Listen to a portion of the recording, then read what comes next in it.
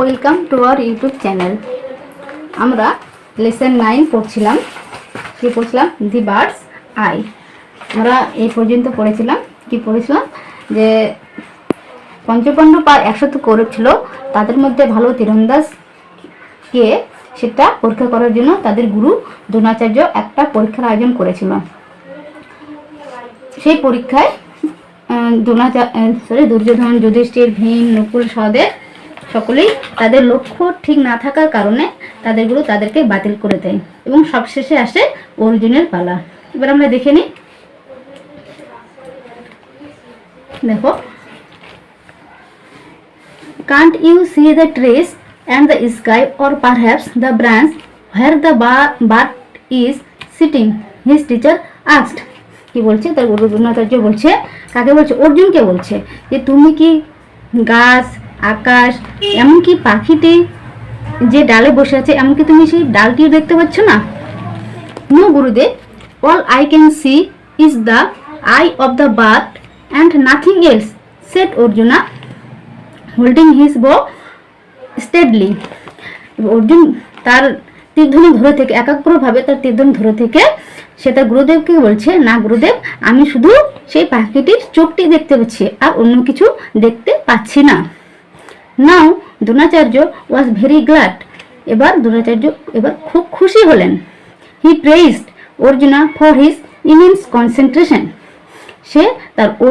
সে অর্জুনকে তার গভীর একাগ্রতার জন্য প্রশংসা করলেন। With a smile on his face, Dronacharya said, shoot with a loud twang. কি বলছে?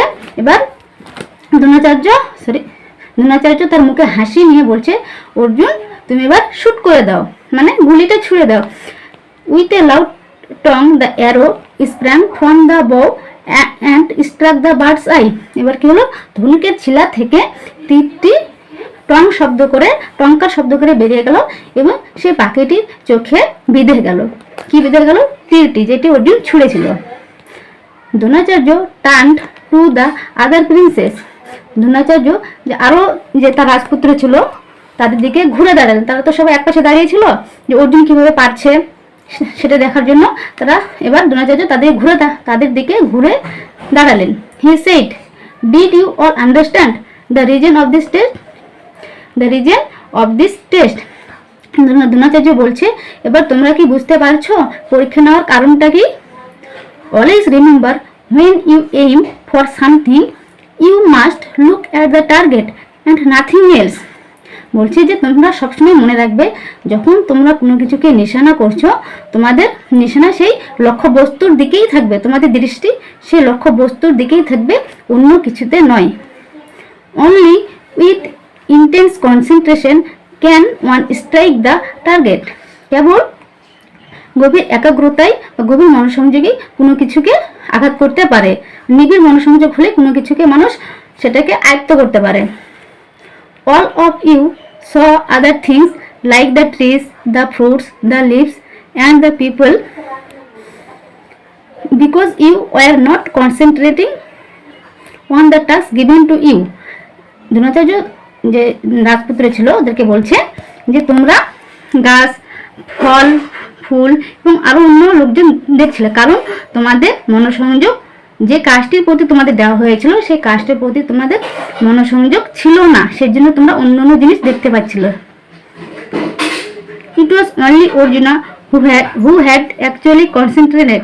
একমাত্র অর্জুনই সত্যিকারের গভীর মনোসংযোগ দিয়েছিল।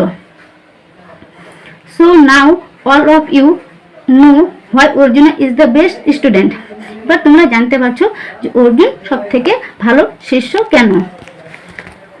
দ্রোণাচার্য's টেস্ট সাইলেন্স দ্য কৌরবস।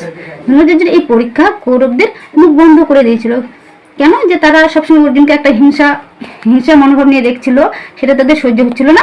এই যে তাদের হিংসাটা, দ্রোণাচার্যের এই পরীক্ষা তাদের এটা বন্ধ করে দিয়েছিল। And all understood that Arjuna was indeed the best archer. এবার সবাই বুঝতে পারলো যে সত্যি অর্জুন সবার থেকে ভালো তীরন্দাজ। এবার আমরা এই ওয়ার্ড প্রুফগুলো দেখে নেব।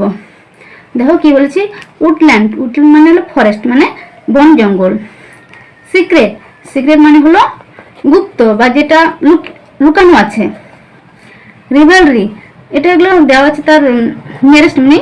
রিভেলরি মানে হচ্ছে অপোজিশন, মানে প্রতিদ্বন্দ্বিতা। ওরিয়ার্স মানে হলো বীর যোদ্ধা। ফ্যাসিনেটেড, ফ্যাসিনেট মানে মুগ্ধ, কোনো কিছুর প্রতি গভীর আকর্ষিত হওয়া। ম্যাস, ম্যাস মানে হলো গদা।